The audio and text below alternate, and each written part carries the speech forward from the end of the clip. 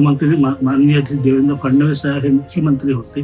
त्यांनी मंत्रिमंडळमध्ये पुन्हा आमची मीटिंग झाली आणि त्यांनी देण्याचं ठरवलं. 30 मार्च 2016 रोजी त्यांनी मंत्रिमंडळमध्ये त्याचा GR काढला की या कामगारांना 30 मार्च 2008 पर्यंत पगार व इतर देण्यात यावी. त्याच्यावर काम झालं आणि त्याच्यानंतर आमच्याकडून बहुमत सुद्धा घेतलं. बहुमत घेऊन आम्ही 1124 पैकी 685 कामगारांनी बहुमत दिलं आणि ते बहुमत दिल्यानंतर त्यानंतर आम्ही त्यांना हेच मागितलं की आम्हाला 30 मार्च 2008 पर्यंत पगार व इतर देणी मिळाल. आम्ही ह्यानंतर सर्व कोणतेही कामगार न्यायालयीन कारवाई करणार नाही, पैशाची मागणी करणार नाही.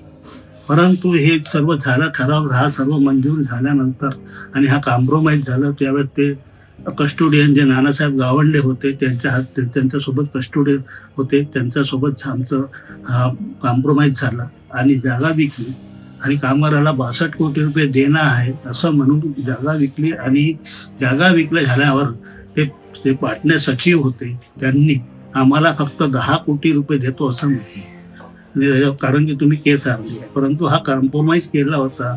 12/3/2009 केस हारली होती, पण कॉम्प्रोमाइज कसा केला.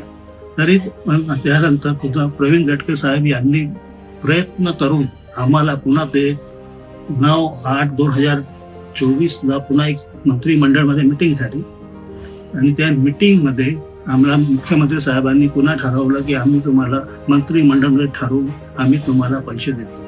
तरी आम्हाला 62 कोटीमध्ये 10 कोटी रुपये दिले आहे. आता 50 कोटी रुपये घेणं आहे. पण प्रवीण दटके साहेबांनी 50 कोटीचा ठराव देऊन त्यांना कामगारांना देण्यात यावे असं सांगितलं आणि 50 कोटी त्यांनी मंजूर करून आणले आणि त्याच्यानंतर पुन्हा त्याचा GR पण निघालेला आहे.